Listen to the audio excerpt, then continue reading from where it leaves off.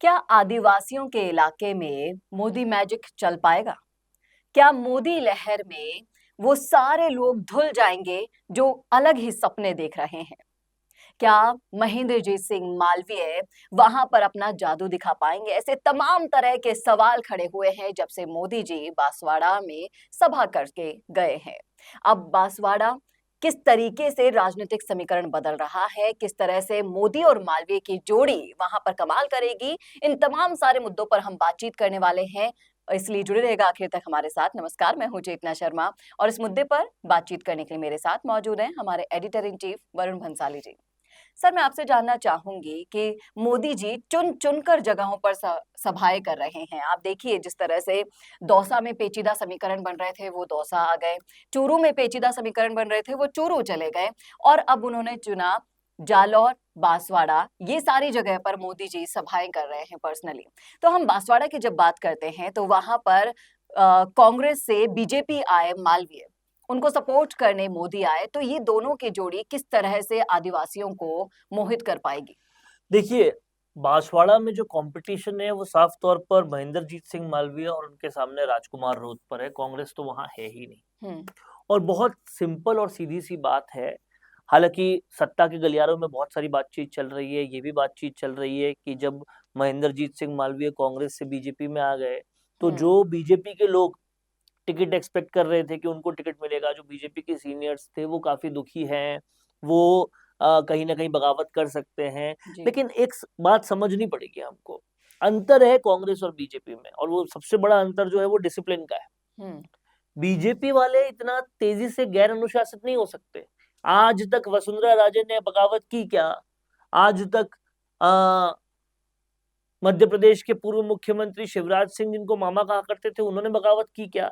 जब पूर्व मुख्यमंत्री को मुख्यमंत्री के पद से लाकर सीधा कार्यकर्ता बना दिया, उन्होंने तक बगावत नहीं की, जी। तो कैसे बगावत करेंगे ये लोग? तो उन लोगों की चीजों में तो ये जो भ्रांति है वो हटानी पड़ेगी। दूसरी बात, रही राजकुमार रोत की बात, तो राजकुमार रोत से अकेले महेंद्रजीत सिंह मालवीय खुद कई ज्यादा पावरफुल है। हम्म। हालांकि अभी इन चुनावों में एक बहुत बड़ा इंक्लिनेशन देखने को मिला है। जो भी युवा खड़े हुए हैं, चाहे वो कांग्रेस से हुए, चाहे वो निर्दलीय निर्दलीय हुए। हुए, चाहे वो किसी भी तरीके से हुए, उन युवाओं पर जनता का क्रेज देखने को मिल रहा है। जी, लेकिन मैं सोशल फिर मीडिया कहता पर हूँ आप देखेंगे। मैं फिर जी। कहता हूँ सोशल मीडिया का क्रेज, भीड़ में दिखने वाला क्रेज वोटों में इसलिए पूरा तब्दील नहीं हो सकता, हम्म। क्योंकि जब ईवीएम के पास आकर बटन दबा रहा होता है कोई भी वोटर हम्म। लोकसभा चुनाव के वक्त, तो उसके दिमाग में एक बात चल रही होती है कि ये वोट डालकर मैं मेरे विधानसभा क्षेत्र की या मेरे लोकल क्षेत्र की नदी नाले ठीक नहीं कर सकता। जी। ये वोट भारत को बढ़ाने के लिए है। ये वोट राष्ट्रीय लेवल पर और अंतरराष्ट्रीय लेवल पर देश को आगे ले जाने के लिए है। तो हम्म। वो उस तरह से सोचता है कि मैं किसको चुन रहा हूँ, नरेंद्र मोदी को चुन रहा हूँ कि राहुल गांधी को चुन रहा हूँ, जी। और फिर वो वोट डालता है। तो ऐसे में चाहे कोई सचिन पायलट की रैली हो जिसमें बहुत जबरदस्त भीड़ हो, उस भीड़ में आदमी ये सोचता है सचिन पायलट को कांग्रेस ने ही कुछ नहीं दिया, हम्म। लेकिन सचिन पायलट को इंडिविजुअली पसंद करता है। हम्म। बट देश को बढ़ाने के लिए वो ना तो राहुल गांधी को चुन सकता है, ना उस पार्टी को जिन्होंने सचिन पायलट को धोखा दिया था। वैसा ही कुछ राजकुमार रोत के साथ भी है। राजकुमार रोत को इंडिविजुअल लेवल पर पसंद कर सकते हैं, पर आप खुद सोचिए, अगर हम भी बांसवाड़ा के नागरिक होते, हम्म। वहां का विकास को इंतजार में होते, तो हमको पता है कि राष्ट्रीय लेवल पे किसकी सरकार बन सकती है। हम्म। और अगर हम उसकी अपोजिट विचारधारा या निर्दलीय किसी शख्स को चुनते हैं तो उसका क्या फायदा होगा? कोई भी विकास नहीं होगा, राष्ट्र आगे नहीं बढ़ेगा। तो ये सारी चीजें लोग सोचते हैं। इसीलिए जब प्रधानमंत्री मोदी की रैली हो जाती है हम्म।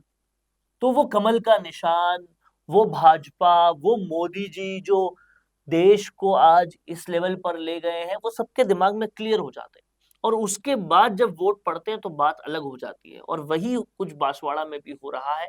यहाँ मोदी प्लस मालवीय की जोड़ी जो है वो कमाल कर जाएगी, हम्म। क्योंकि वोट प्रधानमंत्री मोदी, कमल का निशान, इन सब चीजों को भी पड़ेगा। और खुद मालवीय भी काफी सीनियर हैं, और आप इस बात को समझिए कि महेंद्रजीत सिंह मालवीय जो इतने सालों तक कांग्रेस में रहे, मंत्री रहे, सब कुछ रहे, वो जब कांग्रेस के सच्चाइयां बताते हैं, कांग्रेस को एक्सपोज करते हैं, तो लोगों को समझ में केवल बांसवाड़ा में नहीं आता, पूरे राजस्थान में समझ में अभी आता है। यही पूछने वाली थी मैं कि मालवीय इतना अच्छे से आदिवासी इलाकों को जानते हैं, समझते हैं, वहां पर उन क्षेत्रों में किस तरह के विकास की जरूरत है वो भी अच्छे से समझते हैं और वो पूरी तरह से कोशिश कर रहे हैं ज्यादा से ज्यादा बीजेपी से लोगों को जोड़ने यही की। कारण है कि मालवीय कांग्रेस को छोड़कर बीजेपी में आए हैं, क्योंकि जी। उनको पता है कैसा विकास चाहिए। ये विकास कांग्रेस तो नहीं करा सकती, क्योंकि कांग्रेस तो कभी सत्ता में आएगी नहीं केंद्र लेवल पर, और इसलिए मालवीय बीजेपी में आए कि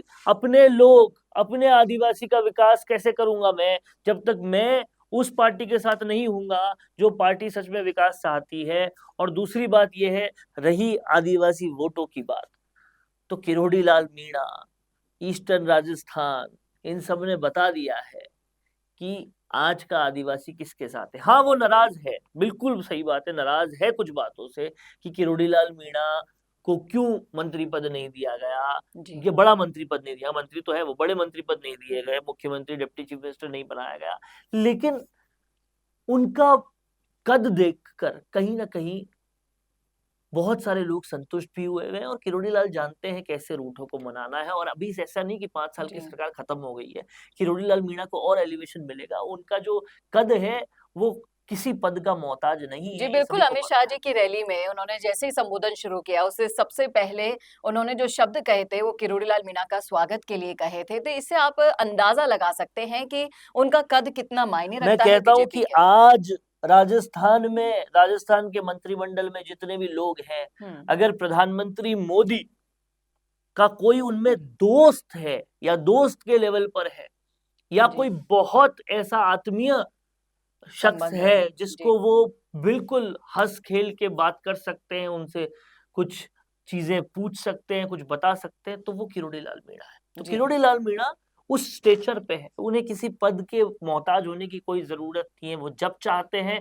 वो एसओजी में जाते हैं, पेपर लीक का काम कराते हैं, चाहे वो गृह मंत्री हो ना हो। वो जब चाहते हैं और भी कोई काम कराना, वो सब काम कराते हैं, क्योंकि जनता उनकी तरफ देखती है, उम्मीदें उनकी तरफ है, और वो उस सीनियोरिटी के लेवल पर है कि वो अब किसी पद के मोहताज नहीं है। जी, अब ऐसा ही कुछ मालवीय के साथ भी होगा, और आदिवासी जानते हैं कि विकास कौन करा सकता है। जी, और विकास की गंगा कौन बहा सकता है, ये बखूबी आपको साफ साफ आईना है आपके सामने। आप देख सकते हैं किस तरीके से देश आगे बढ़ रहा है और विकासशील देशों से बाहर निकलकर विकसित देशों की तरफ भारत कितनी अग्रणी तरीके से बढ़ता जा रहा है, और उसको और आगे कौन ले जाएगा ये भी सभी के सामने स्पष्ट है। भले ही पहले चरण की जो वोटिंग हुई थी वो वाकई में टेंशन बढ़ाने वाला काम था, लेकिन जो दूसरा चरण है और जितनी भी सीट्स हैं, नहीं, मैं आपको बताऊं कि उसमें भी एक बहुत बड़ा अपडेट है। वो ये है कि पहले चरण की वोटिंग के जो उस दिन आंकड़े आते हैं वो पूरे नहीं होते। अगले दिन जब आंकड़ा आया तो पूरे आंकड़े में पता चला कि पिछले वक्त से केवल 5% कम है। और ये जो 5% कम हुआ है, उसका नुकसान किसको हुआ, जब ये पूछने जाते हैं तो नुकसान कांग्रेस का ही हुआ है, क्योंकि जो दलित, पिछड़ा, अल्पसंख्यक वोटर है उनमें ही कमी आई। जी, लेकिन एक सर्वे के अकॉर्डिंग अगर हम देखें तो उस सर्वे में तो साफ साफ कह दिया गया था कि जब भी वोटिंग प्रतिशत घटा है तो कांग्रेस को फायदा हुआ है। इस पर आप क्या कहेंगे? देखिए, कहीं ना कहीं समझने वाली बात यह है कि ये बात 15 साल पुरानी है, और अब चीज ये है कि लोगों के दिमाग में बहुत हद तक ये था कि भाई सरकार तो इन्हीं की बननी, इस वजह से वो वोटिंग परसेंटेज घटा। लेकिन जिसका घटा,